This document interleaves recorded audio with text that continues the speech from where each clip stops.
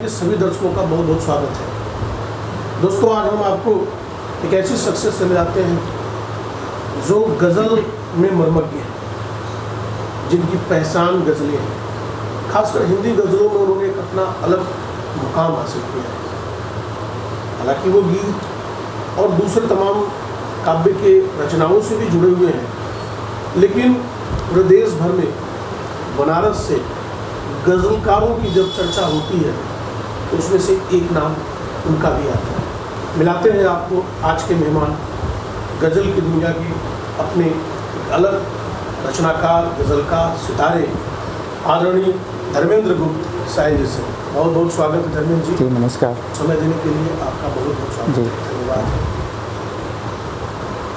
सबसे पहले धर्मेंद्र गुप्त साहिल जी, ये साहिल का क्या खेल है? साहिल कैसे लगा, नाम क्या गया? जी, असल में बचपन से हम अंतर्मुखी प्रवृत्ति के थे। बहुत कम बोलना, अपने में मगन रहना, छुप छुप के डायरी लिखना, उस पर तुकबंदियाँ करना। तो कुछ मित्र जो हमारी कविताओं को कभी सुनते थे तो उन्होंने कहा कि जब आप शायरी लिख रहे हैं, गज़ल लिख रहे हैं, तो उसमें एक उपनाम आता है कवियों का। तो मैंने कहा भैया मेरा तो वही नाम है धर्मेंद्र गुप्त, उपनाम क्या? तो बोले आप सबसे अलग अलग रहते हैं तो हम लोग आपको साहिल का उपनाम देते हैं। अच्छा। तो दोस्तों ने ये साहिल उपनाम दे दिया। लगभग 40 साल से आप साहित्य साधना कर रहे हैं। जी। अभी तक कौन कौन सी पुस्तकें आपकी प्रकाशित हो चुकी हैं? हमारी अभी देखिए पुस्तकें तो बहुत ज़्यादा प्रकाशित नहीं हुई हैं। सृजन हमारा तो ज़्यादा है, 500-600 गज़लें हमने रची हैं। लेकिन चूँकि संपादक हैं, 8 वर्षों से पत्रिका संपादित करते हैं और वो संपादकीय दृष्टि हमारी अपनी रचना के प्रति भी रही है। तो पहला जो संकलन था सन्नाटा जो चिर रहा हूँ कविता संग्रह, उसमें भी बहुत ज़्यादा कविताएं नहीं थी। और जो पहला गज़ल संग्रह था 2016 में अपना अपना चाँद, उसमें भी हमने बहुत छांट के, बहुत निर्मम होकर 51 गज़लें ही चुनी। जबकि अभी चाहे तो 3-4 गज़लों का एक संग्रह अच्छे से आ सकता है, लेकिन प्रकाश में है वो, अभी योजना है उन पर। 40 वर्षों के सफ़र में जी, कितनी गज़लें लिखी होंगी आपको? 500 से 600 गज़लें हमने कही। दूसरे विधाओं में गीत वगैरह? गीत बहुत ज़्यादा तो नहीं, लेकिन 35-40 गीत होंगे। और वो सामयिक गीत, जैसे कोई घटना घटी, इस तरह का हुआ, कोई देश पर कोई आपत्ति आई, कोई बाहरी आक्रमण हुआ शत्रुओं का, तो उसमें हमने गीत लिख दिए, या छंदमुक्त कविताएं लिख दी, या गज़ल नुमा कविताएं लिख दी। वो कविता ही कहेंगे, उसको गज़ल नहीं कहेंगे। धर्मेंद्र जी, आपकी पहचान एक गंभीर साहित्यकार के रूप में बनी हुई है। जी। और खास करके गज़ल शिल्प के बारे में आपको बहुत जानकारी है। जी। उर्दू गज़लें और हिंदी गज़लें, और ख़ास करके गज़लों के शिल्प के बारे में दर्शकों को बताएं। जी, ऐसा है कि हमारा जो हिंदी का छंद संसार है बहुत व्यापक है, बहुत विराट है। संस्कृत से निकली हुई सारी चीज़ें हैं हिंदी में। सारी भाषाओं की जननी संस्कृत है, ये तो मानना ही पड़ेगा, चाहे वो किसी भी भाषा में हो। तो छंद का जो संसार हमारा है वो बड़ा विस्तृत है, और हमारे यहाँ मात्रिक छंद और वर्णवृत्त दोनों छंदों का प्रयोग होता है। तो मात्रिक में मात्राओं की गणना से होता है, और वो जो वर्णवृत्त छंद है उसमें वर्णों की गणना की जाती है। रही बात गज़ल की, तो उर्दू में गज़ल जो है वो वर्ण के आधार पे चलती है, मात्रा के आधार पे नहीं। जैसे अगर आपने राम लिखा कहीं, तो अगली लाइन में रा में 2 मात्राएं हैं, यानी राम दीर्घ है, गुरु वर्ण है, और म लघु है, उसकी मात्रा 1 है। तो ऐसे ही शब्द रखे जाएंगे जिसमें 2 और 1 का कॉम्बिनेशन चले। जैसे शील, तो शब बड़ी की मात्रा है तो ये 2 हो गया, और ल पे कोई मात्रा नहीं इसलिए 1 हो गया। जबकि मात्रिक छंद में मात्राओं की गणना आप कर सकते हैं। जैसे राम में कुल मिला के 3 मात्राएँ हैं, तो वहाँ पर अगर आपने कला लिख दिया तो कला में भी 3 मात्राएं हैं, क में 1 और ला में 2। तो ये मात्रिक छंद का नियम है।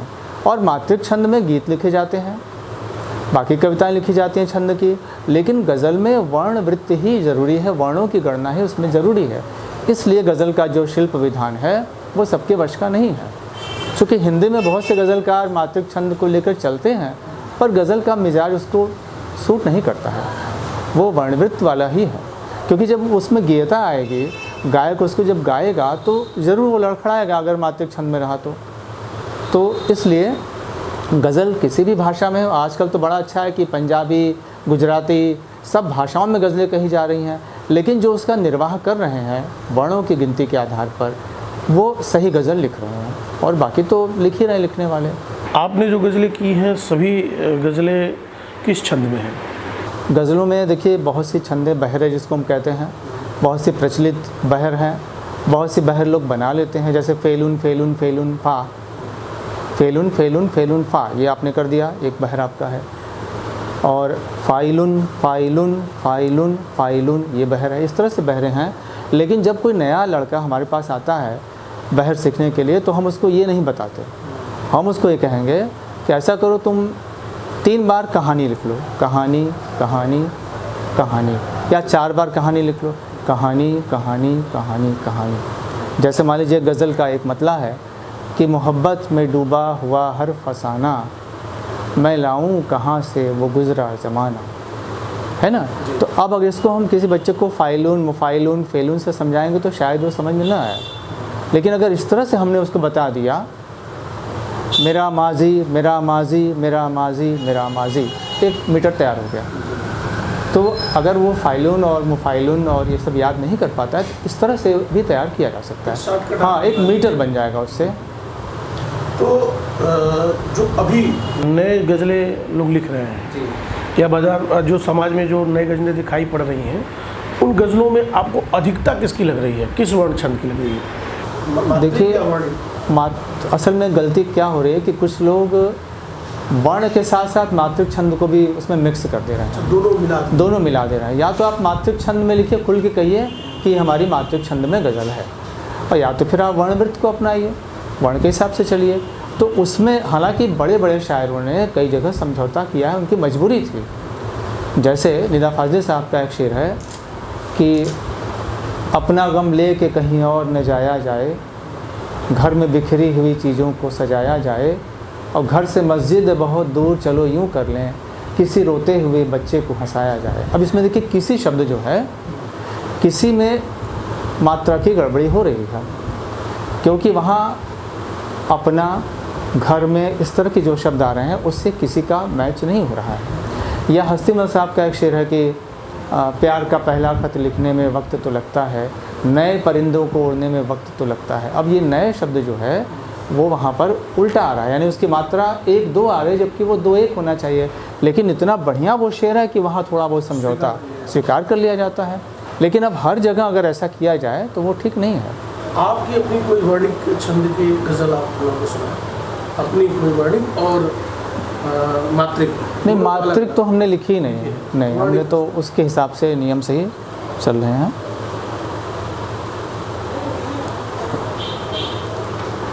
मतलब देखें कि जब से हम बेवफा हो गए, जब से हम बेवफा हो गए, वो वफ़ा के खुदा हो गए।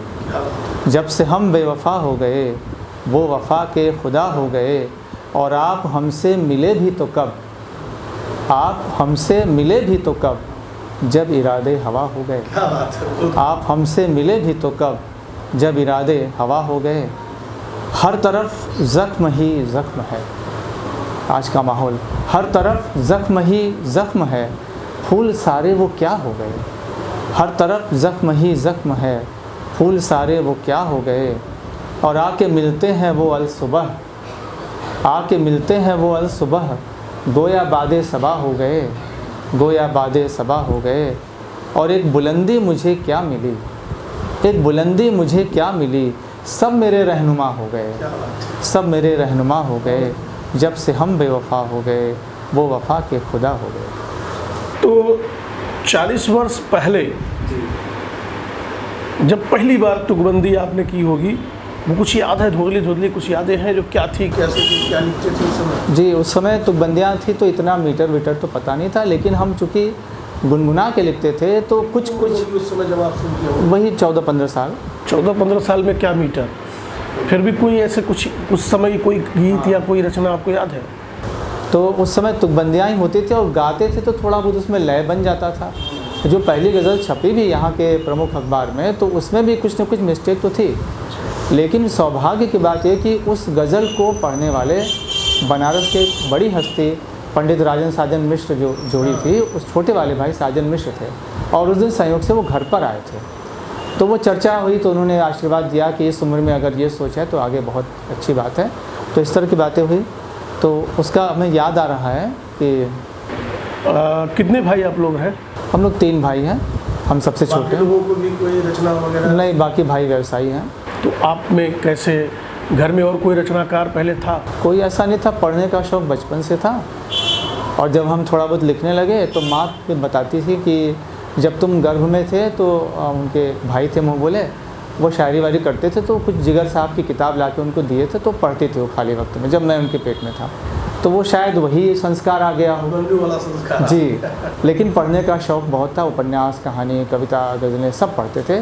और ये जो हमने साधा है शिल्प गज़ल का, वो भी अध्ययन से ही साधा है, कोई उस्ताद नहीं था हमारा। लेकिन उस 17-18 साल की उम्र तक हमने फिराक, गालिब, मोमिन, डाक, फैज़, साहिब सबको पढ़ा, बगैर किसी गुरु को किए? किसी गुरु, बस माँ सरस्वती और पुस्तक, यही गुरु है हमारे। क्लब में साधना है। माँ सरस्वती हैं सबसे बड़ी गुरु और पुस्तकें हैं।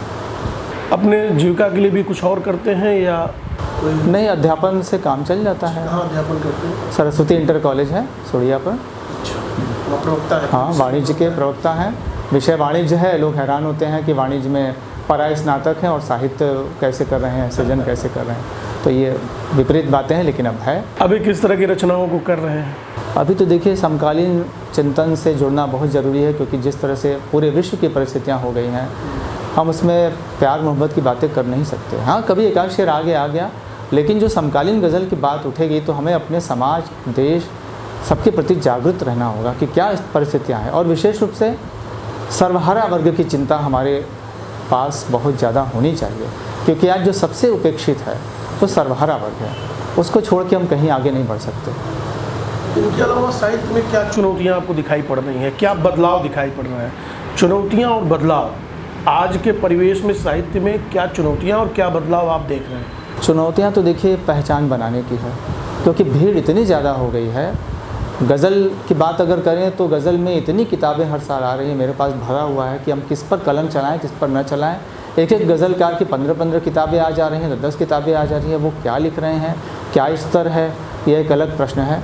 तो चुनौतियाँ तो पहचान बनाने की है, लेकिन जो बदलाव है वो हमें लाना पड़ेगा। बदलाव ऐसे लाना पड़ेगा कि जहाँ जहाँ विसंगतियाँ हैं, चाहे वो हमारे राजनीतिक जीवन में हो, सामाजिक जीवन में हो, पारिवारिक जीवन में हो। आजकल देखिए सारा परिवेश दूषित हो रहा है। क्षमा प्रार्थना के साथ कहना पड़ेगा कि शिक्षा में भी अब वो माहौल नहीं रहा। शैक्षिक परिवेश भी हमारा बहुत बिगड़ चुका है। अध्यापक वर्ग अपनी जिम्मेदारी पूरी तरह से यदि निभाते तो अच्छे भविष्य के जो हमारे नागरिक हैं उनका निर्माण होता है। वो भी मोटी मोटी तनख्वाह लेकर किसी तरह से अपनी ड्यूटी निभा देते हैं, काम हो गया, ख़त्म, काम हो गया। साहित्य को लेकर के सरकार से क्या उम्मीद करते हैं गज़लकार साहिल जी? सरकार से तो देखिए उम्मीद बहुत ज़्यादा है। सरकार से उम्मीद ये है कि वो साहित्यिक किताबों पर जो भी टैक्स वगैरह है उसको तो हटा दे किताबों पर, और कागज़ को सस्ता करे ताकि अधिक से अधिक पुस्तकें छपें, और विद्यालयों में ऐसा परिवेश बने कि कम से कम एक पीरियड तो साहित्य के लिए हो, जिसमें बच्चे प्रेमचंद को पढ़ें, जयशंकर प्रसाद को पढ़ें, निराला को पढ़ें, या तमाम भाषाओं के जो लेखक हैं उनको पढ़ें। यानी सरकार को साहित्य के प्रचार प्रसार और साहित्य को जन जन से जोड़ने का प्रयास करना चाहिए। बहुत से ऐसे बड़े राइटर हैं, अपने बनारस में बहुत से ऐसे राइटर अब नहीं भी हैं और हैं भी, जिनके पास कोई साधन नहीं, अर्थाभाव में ज़िंदगी बीत गई, कोई संकलन नहीं आ पाया, लेकिन उन्होंने प्रचुर सृजन किया। तो सरकार को इस दिशा में भी प्रयास करना चाहिए। जो सरकार के द्वारा साहित्यकारों की रचना पर पुरस्कार दिए जाते हैं, क्या आपको लगता है वो सही पुरस्कार है या वहाँ राजनीति है? कुछ न कुछ तो हमें तो ऐसा लगता है कि पूरी तरह से उसमें पारदर्शिता नहीं है। हालांकि हम ये पूरी तरह से दावा तो नहीं कर सकते, लेकिन जब लोग शिकायत करते हैं कि अरे पुरस्कार तो मुझे मिलना था, उन्हें कैसे मिल गया, तो ऐसा सोचना पड़ता है। मैं पूरी तरह से इस बात को कह नहीं सकता। क्या होना चाहिए, कैसे निर्णय जो है वो होना चाहिए जन के द्वारा।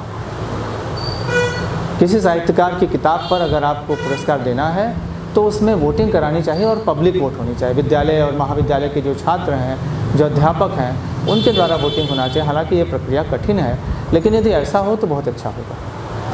अभी जो प्रक्रिया चल रही है उसमें गुंजाइश है कि जहाँ पक्षपात? जी, तो अब कुछ नहीं इस विषय में हम कह सकते, क्योंकि वो अंदर की बात है, वो हम जानते नहीं, तो हम उस पर उंगली नहीं उठा सकते कुछ भी।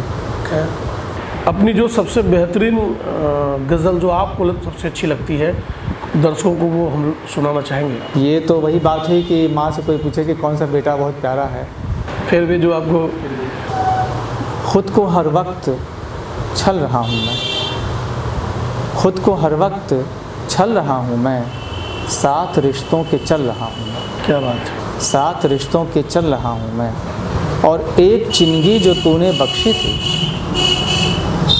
एक चिंगी जो तूने बख्शी थी, आज तक उससे जल रहा हूँ मैं। और रफ्ता रफ्ता गमों के बादल से, रफ्ता रफ्ता गमों के बादल से चाँद जैसा निकल रहा हूँ मैं।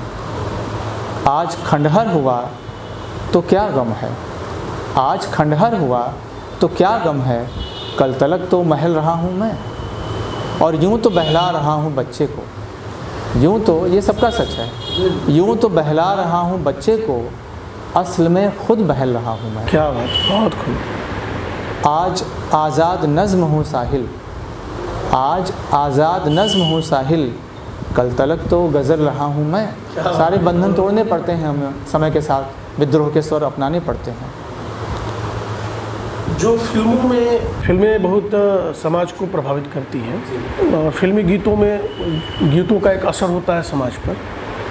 जो फिल्मों में गीतें आ रही हैं आज, एक दौर था जो फिल्में गीतें आती थी, जो उन गीतों को आज भी हमारे जहन में याद है। आज के गीतों को लेकर के आपका मन कहीं विचलित होता है? एक ज़माना था, साहिर, मजरूह, कैफ़ी आज़मी, जानिसार अख्तर, राजेंद्र कृष्ण, शैलेंद्र, ये महाकवि थे अपने समय के, और फिल्मी जगत में इन्होंने अपनी शायरी के स्तर को बनाते हुए फिल्मी गाने लिखे। ऐसे ऐसे गीत लिखे जो आज भी अमर हैं। मैंने जितने नाम लिए, वजह ये थी कि उस समय जब कवि को या गीतकार को फिल्मों की थीम के आधार पर गीत लिखने को कहा जाता था, तो उनको सिचुएशन दी जाती थी कि आपको इस पर गीत लिखना है। बाद के समय में क्या हुआ कि संगीतकार पहले धुन रेडी कर देता था और धुन पर कहता था कि अब आप इस पर गीत लिखिए। तो फिर कवि का मन कैसे उसके साथ न्याय कर पाएगा? उसको लिखना कुछ है, आपने धुन बनाई, उसी धुन में उसको फिट करना है। तो गीतों के पतन का ये बहुत बड़ा कारण रहा।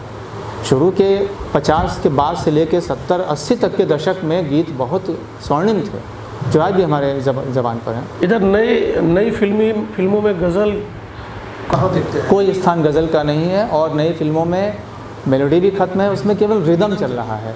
अगर आप नए गाने आजकल के सुनेंगे तो उसमें रिदम को लिया जा रहा है, और वैसे रिदम पर एक धुन बना दी, ट्यून बना दी, और ट्यून में कुछ भी फिट हो जा रहा है, शब्द कोई मतलब नहीं है उसका। जो नए गज़लकार हैं, साहित्यकार हैं, उनको क्या संदेश देना चाहेंगे आप? संदेश तो पहला यही है कि पहले खूब अध्ययन करें। अगर वो 10 किताब पढ़ते हैं तब वो एक किताब के बारे में सोचे कि हमारी किताब, बिना अध्ययन के कुछ नहीं होगा। और ऐसा नहीं है कि जैसे हम गज़लकार हैं तो हम सिर्फ शायरी पढ़ें, ऐसा नहीं। हमें उपन्यास, कहानी, समीक्षा, आलोचना, नाटक सब पढ़ना चाहिए, क्योंकि ज़िंदगी की सच्चाइयाँ उन्हीं में से होकर गुजरती हैं। और हम तो कभी हैं संवेदनशील हैं, सामने जो भी घट रहा है वो हमारे जहन में टिक जाता है। किसी विदेशी विद्वान ने कहा था ना कि जो भी आपके सामने दिखाई देता है वो आपके अचेतन मन में रहता है, और जब आप सृजन करते हैं तो वही घटनाएं आपके सृजन के वक्त फिर सक्रिय होती हैं। तो हम संवेदनशील हैं तो हमें बाहरी वातावरण से जो संवेदनाएं लेनी वो तो हम ले ही रहे हैं, लेकिन अध्ययन उसको और मजबूत करेगा। बिल्कुल बिल्कुल, अध्ययन से ही चीज़ें बाद में निकलती हैं। आपने अपना बेशकीमती समय हम लोगों को, चैनल को दिया, आपका बहुत बहुत आभार। आपका आभार कि आपने हमको पब्लिक के बीच में बताया। ये रहे आदरणीय धर्मेंद्र गुप्त साहिल जी, जिनके गज़लों के छंद शिल्प को हम लोगों ने सुना, उनसे बहुत कुछ जानने और सीखने को हम सबको मिला। उनका संदेश नए रचनाकारों को और सरकार को भी हम लोगों ने सुना। मिलते हैं अगले एपिसोड में किसी नए मेहमान के साथ, तब तक के लिए नमस्कार।